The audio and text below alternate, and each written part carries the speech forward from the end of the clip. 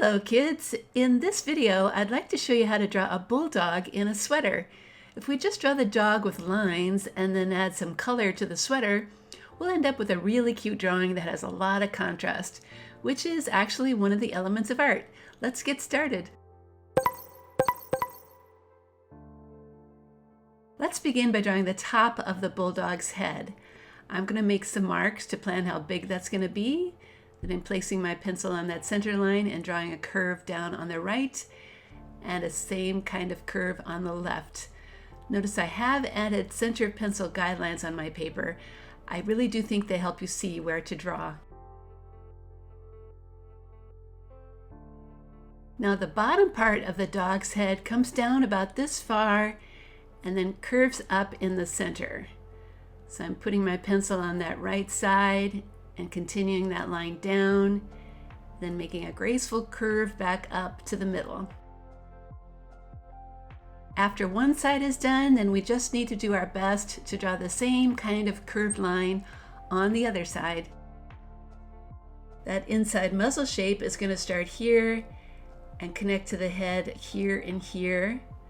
So when you have those marks, then put your pencil in the middle and draw a curved line down that comes up kind of like a J shape. And when one side is done, then do the same on the other. To add the chin, just draw curved lines like this right under that muzzle. The dog's nose is also easy to add. It's just a circle in that middle of the muzzle, and it has a straight line going down underneath it. The dog's eyes start with a kind of oval patch shape that's attached to the right of the muzzle. When you have that shape drawn, then draw a circle inside for the actual eye.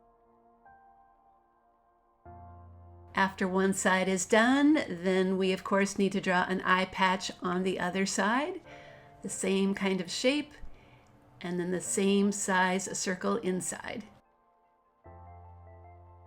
The ears are kind of an unusual shape, so let's do it in two steps, starting with this line that curves up from the head and then flattens out to the right, and then pause for a moment. Continue that line down to make a rounded point for the bottom of the ear and come back up, and then draw a line back attaching to the head. When you're done with that, be sure to erase any of the headline inside the ear like this.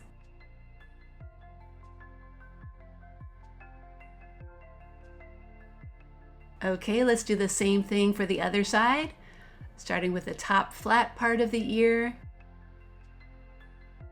Continue that line down to make the rounded point and curve back up and end with that straight line, and then erase the lines inside this ear too.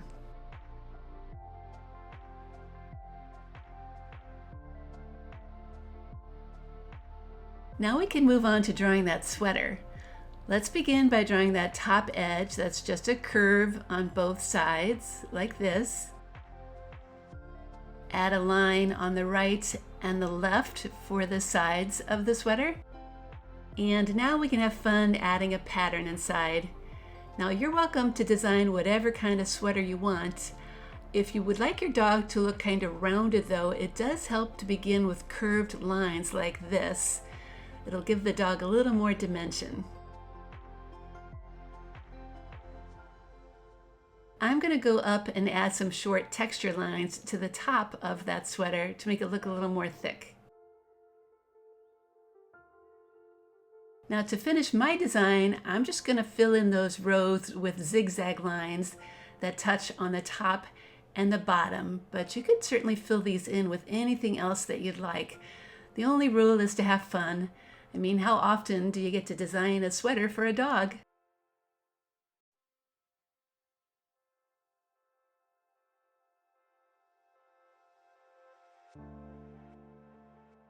After the sweater is done, let's add just a couple of lines like this to the forehead to show how wrinkly bulldogs really are.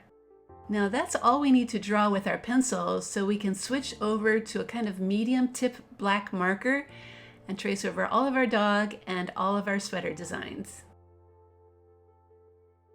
If you are a fan of adding shiny white spots to eyes, now's a good time to use that marker to draw them inside the eye and then color in everything around it. I'm also going to color in the nose while I'm here.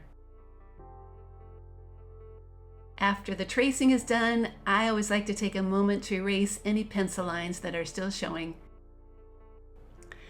What I'm doing now is taking my pencil and very lightly drawing about 8 or so lines across the ear. The goal is to make them as evenly spaced as you can, as they're going to help us draw nice, neat rows of marker lines in a moment. Draw them really light so we can easily erase them when we're done. Once your rows are planned, then switch to a thin black marker. I'm using an ultra thin Sharpie.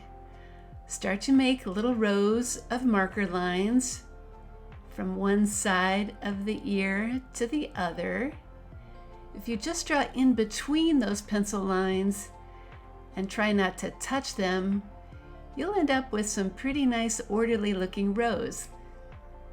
I'm also trying to make the lines kind of close to each other, as that will make the ears look darker than the rest of the dog's face.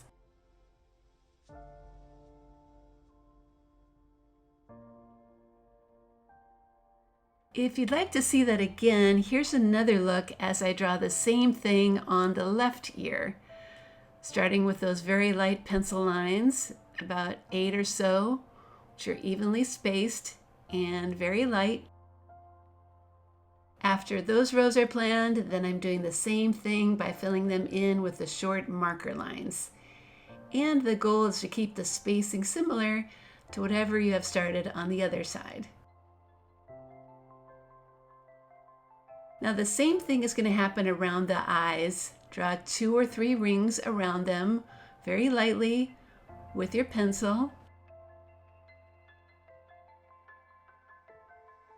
Then switch back to your thin black marker and start to make rows of lines that radiate out from that eye. Here's another view of that process for the other eye, starting with those light pencil lines. And then the addition of the short marker lines radiating outward. There's no need to get too picky about these lines. Any effort at all to make them look kind of orderly will create the neat fur look that we're going for. Finally, here's how I made the pencil rows for the muzzle, and then how I added the short marker lines there as well. Let's take a moment now to clean things up and erase all of those row pencil lines. Finally, the rest of the dog's face can get filled in with short lines that are spaced further apart. It will create the look of a lighter color of fur. The only thing left to do now is to make that sweater really colorful. So I'm going to start with some light blue, a light green for those curved lines, and a dark green for everything else. So that's it. Now you know not only how to draw a dog wearing a sweater, but how to make a drawing that has very colorful shapes next to black and white ones. It's an easy way to make a drawing with lots of contrast.